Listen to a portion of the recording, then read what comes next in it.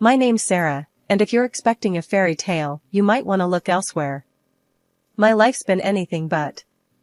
By now, I'm a microsurgeon, got a decent house, and you could say I've done alright for myself. But let me take you back to where it all started, back when life was anything but easy. I was just 8 when my dad passed away. He was the one person who made me feel like I was worth something. After he was gone, my mom, Ellen, didn't waste any time finding a new man. Mark, my stepdad, looked at me like I was a piece of gum stuck to his shoe from day one. Mark never laid a hand on me, but man, did he have a way with words. It was like he had a talent for making me feel like I was just taking up space. My mom? She might as well have been a ghost for all the defending she did. Can't you do anything right? Mark would bark at me for just about anything, laughing too loud, forgetting the dishes, you name it. It was like I was living with a ticking time bomb, never knowing what would. And then, when Mom got pregnant again and had my little sister, Emily, things went from bad to worse. I was thrilled to have a sister, don't get me wrong, but Mark saw it as the final nail in my coffin. We've got our own kid now. We don't need to be wasting resources on her, he told Mom, like I wasn't even there. You're just too much, Sarah. Always making a mess, always in the way, he'd complain.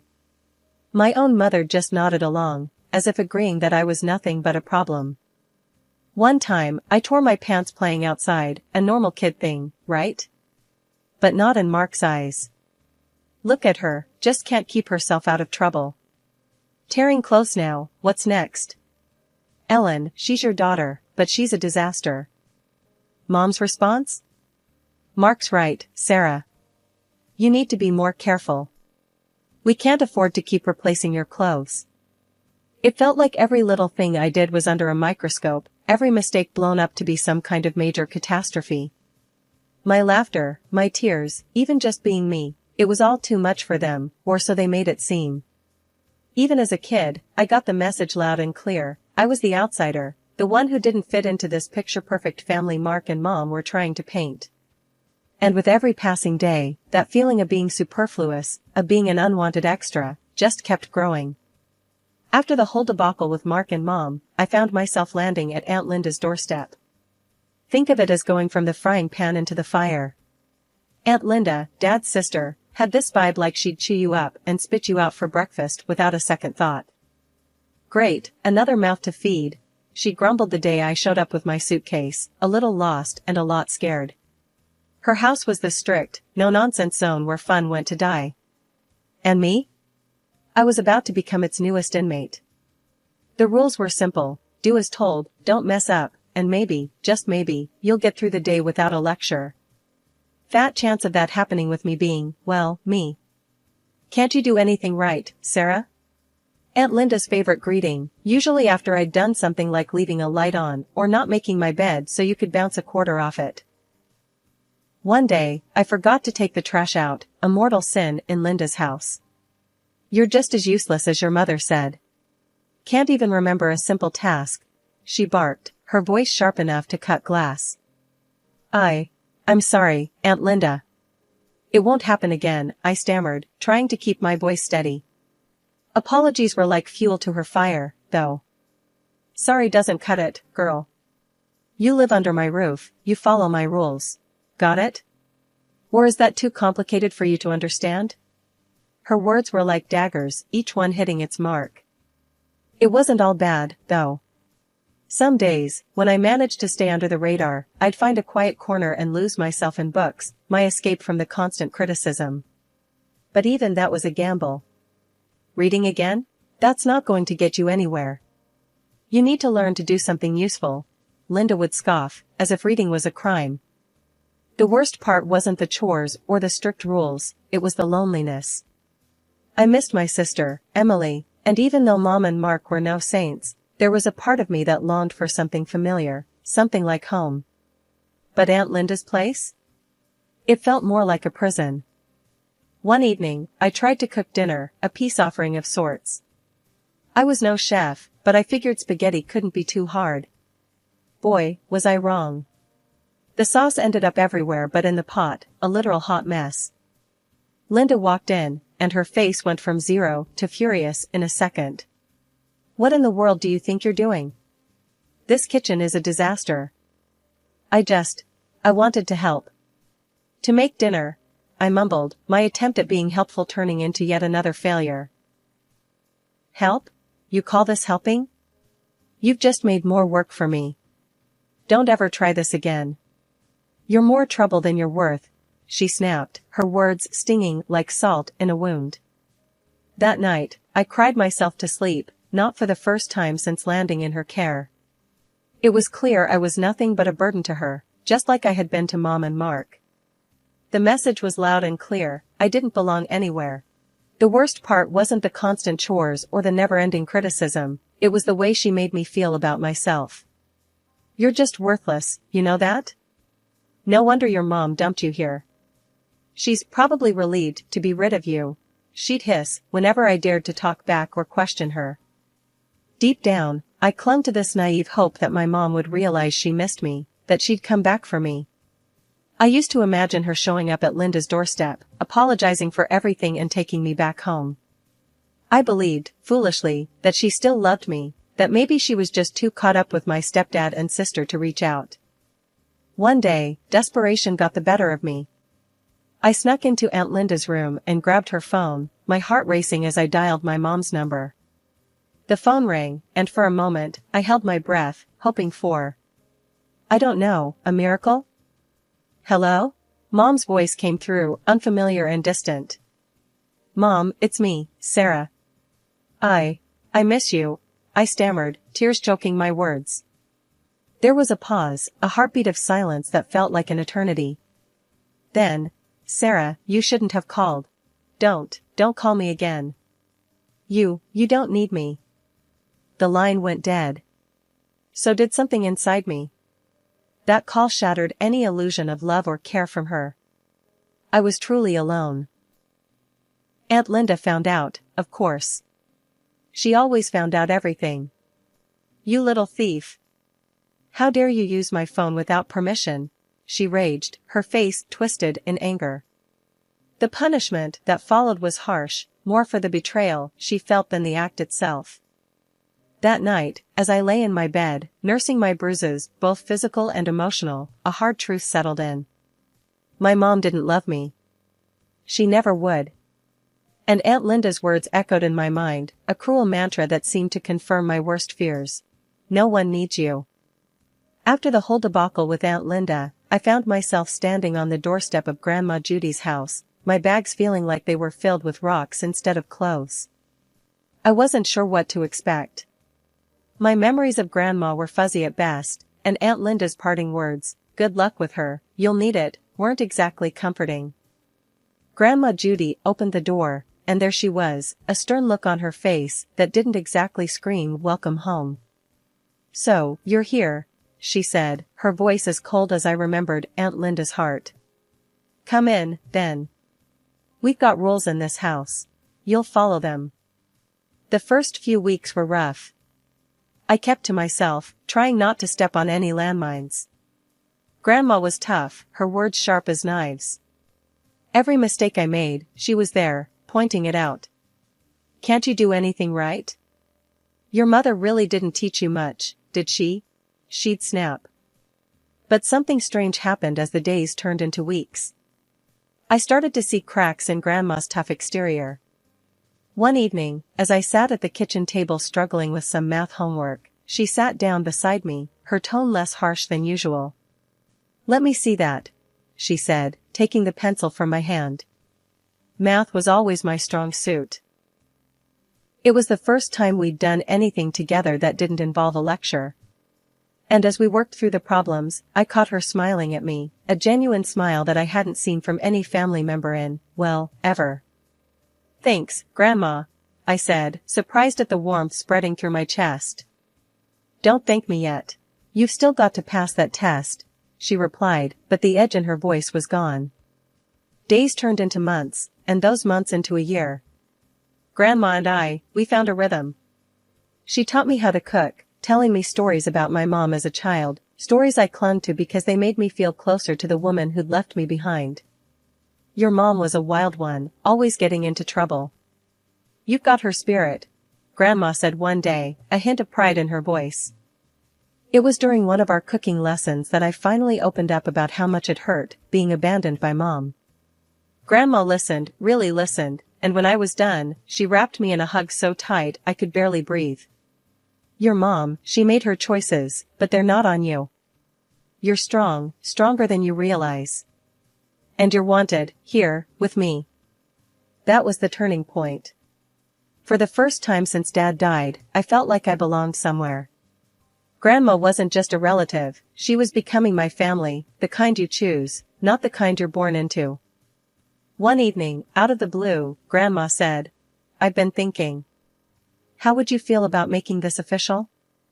You know, adoption." I was speechless. The thought of belonging, really belonging to someone again, filled me with a mix of hope and disbelief. You mean it? I asked, barely daring to believe it. I've never been more serious about anything, Grandma replied, her gaze steady on mine. I want you to be in every sense of the word. Turning my life around wasn't easy, but with Grandma Judy's backing, I started to see a future for myself, one where I wasn't defined by my past. Medicine. That was the dream. It sounded crazy at first, even to me. I mean, going from feeling worthless to dreaming of becoming a microsurgeon?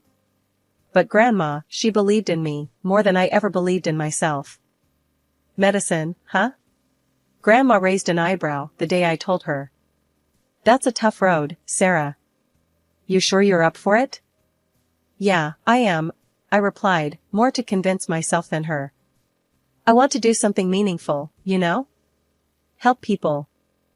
Grandma nodded, her expression softening. Then you'll do it. And I'll be right here, cheering you on. Getting into medical college was my next big hurdle. The books, the late nights, the endless exams, it was like diving into an ocean without knowing how to swim. But every time I thought about quitting, I'd remember Grandma's words, her faith in me.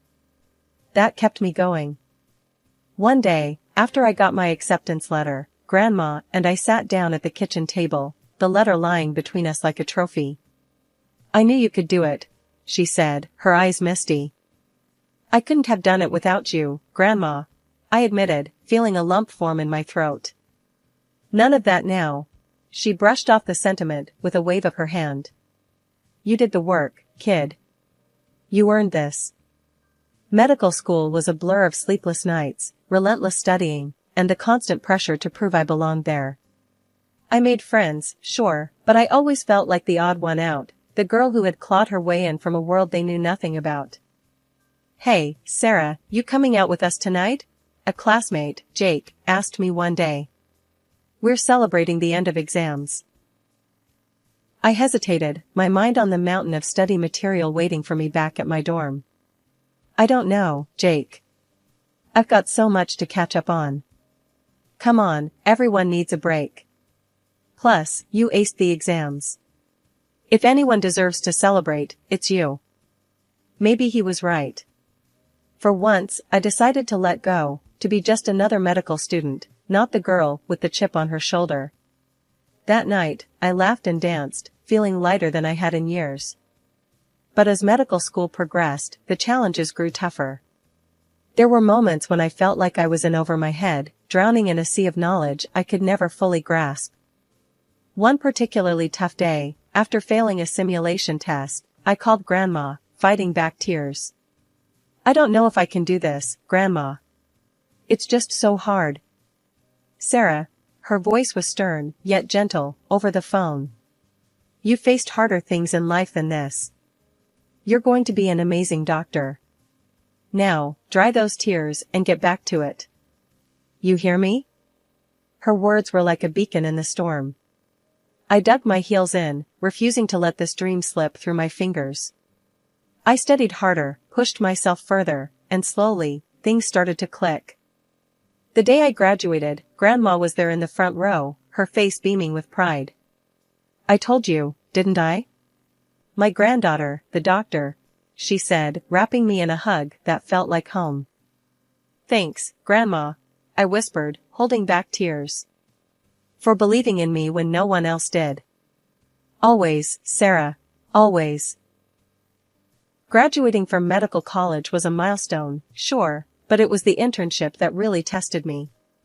Long hours, tough cases, and always that pressure to prove I belonged there. But every time I felt like I was in over my head, I'd think back to what Grandma Judy had taught me about strength and perseverance. Remember, Sarah, it's not about how hard you hit. It's about how hard you can get hit and keep moving forward, she'd say, her voice a steady presence in my mind during those grueling nights at the hospital. Our conversations, whenever I managed to snatch some time away from the hospital, were my lifeline. We'd sit in her kitchen, sipping tea, and I'd share every detail of my day, every success, and every setback. She'd listen, really listen, and then offer her nuggets of wisdom. You're doing important work, Sarah. Healing others, that's a noble path, she'd say, her eyes twinkling with pride. And in those moments, I felt like I could do anything. But life has a way of throwing curveballs when you least expect them. Just as I was settling into my role, feeling like I was finally contributing something meaningful, Grandma Judy passed away. It was sudden, a shock to my system that left me reeling. She was my rock, my family, and suddenly, she was gone. Organizing the funeral was one of the hardest things I've ever had to do. I wanted it to be perfect, a fitting tribute to the incredible woman she was. But as I looked around the chapel, I realized something heartbreaking. There were no relatives there, no blood family. Just friends, colleagues, and the many lives Grandma Judy had touched. It was a stark reminder of how alone I truly was in that familial sense. Yet, as I stood there, delivering the eulogy, I felt a strange sense of strength. Grandma Judy had taught me well. She'd prepared me for this moment, not just to face the world without her, but to do so with grace and courage. After everything, it's just me now, I said, my voice steady, despite the tears threatening to fall. But I carry a piece of her with me, in every life I touch, in every decision I make. She was my family, my everything. And though she's gone, her legacy lives on through me. The silence of my apartment was a sanctuary, a rare moment of peace in my otherwise hectic life. That was until the knock came, sharp and insistent, echoing through the room like a foreboding omen. I hesitated, knowing instinctively that whatever lay on the other side of that door was not going to be good. My intuition didn't disappoint. Opening the door, I was met with the all-too-familiar faces of my past, Ellen, my mother, with her practiced smile that never quite reached her eyes. Mark, my stepfather, whose disdain for me was barely concealed beneath his surface-level politeness, and Emily, my half-sister, looking uncomfortable and out of place. Mom wasted no time. Sarah, darling, we've missed you. It's been too long. Her voice was sugary, the falseness of her affection grating against my nerves. I chuckled. Really? Because it feels just right to me. What brings you here after all these years? Mark intervened in the conversation. Cut the crap, Ellen. We're not here for a family reunion. We're here about Judy's inheritance. The mention of Grandma Judy's name tightened my chest, a mix of grief and anger swirling within me. Mom couldn't stand it. Sarah, we're here for our share. You know, of Judy's things. It's only fair, she declared, her voice a mix of entitlement and false sweetness. I couldn't help but scoff at her audacity. Fair? You're talking to me about fair now? After 19 years of radio silence? She bristled at that, her eyes narrowing. Don't be ungrateful, Sarah. You've made a fortune for yourself, and now with Judy's inheritance. Well, it's only right you share. The laughter that burst from me was sharp, almost bitter. Ungrateful? You've got some nerve. You left me, remember? I owe you nothing. Their audacity was astounding, their presence in my home a stark reminder of the pain they'd caused. Mom's face tightened, a mix of anger and something else, maybe shock. You're rich now, a successful doctor. And Judy's inheritance. You must give us our due, or we'll take this to court. We'll claim alimony. That's when I let the bomb drop. Good luck with that. Judy adopted me. Legally, you're nothing to me now. The color drained from her face, and for a moment, I almost felt sorry for her. Almost. Mark's face darkened, his posture stiffening as he stepped closer, his voice a low growl. You think you've won, huh? You'll regret this, Sarah. You haven't seen the last of us. But they didn't scare me.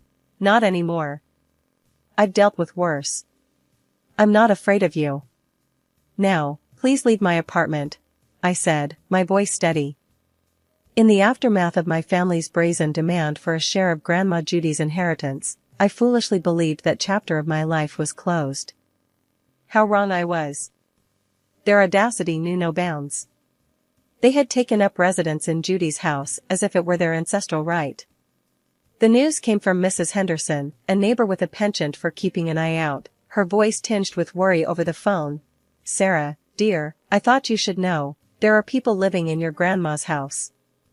Didn't seem right not to tell you. Fueled by a mix of anger and a sense of duty to Judy's memory, I went to confront them.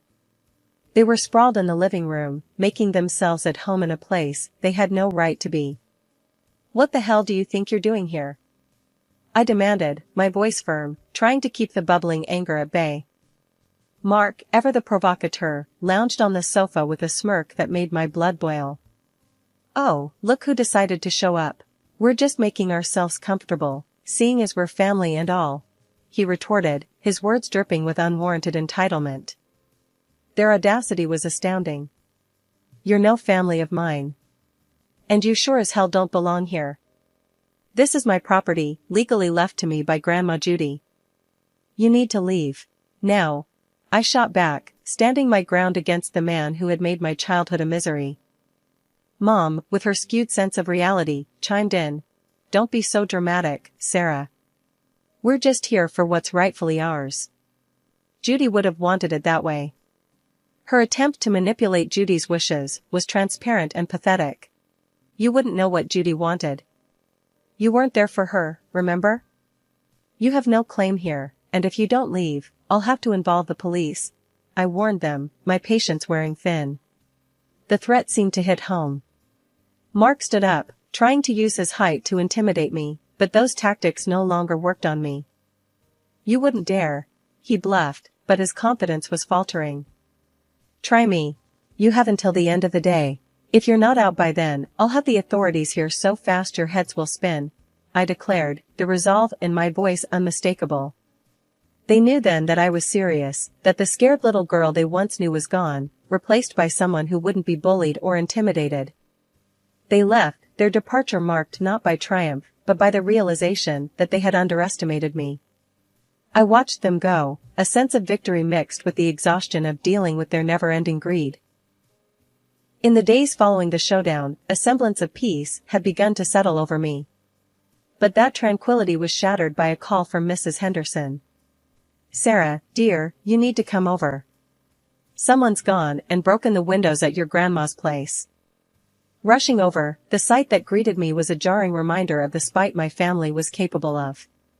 I bet it was Mark, I muttered under my breath, my suspicions voiced aloud without proof to back them. Mrs. Henderson, ever the watchful guardian of our street, chimed in with a revelation that sparked a flicker of hope amidst the anger. You know, I've got those cameras installed. They point right over here. Maybe we caught who did it. Together, we pored over the footage, the grainy images flickering on the screen until the unmistakable figure of my stepfather appeared, stones in hand, malice in his actions.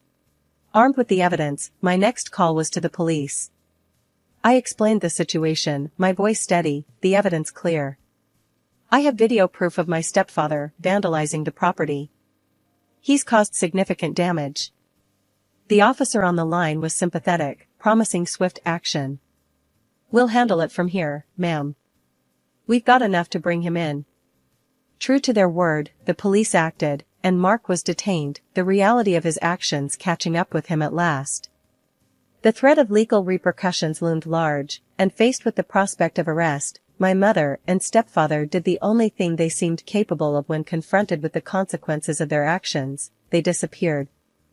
In the aftermath, the silence that settled over Grandma Judy's house was different.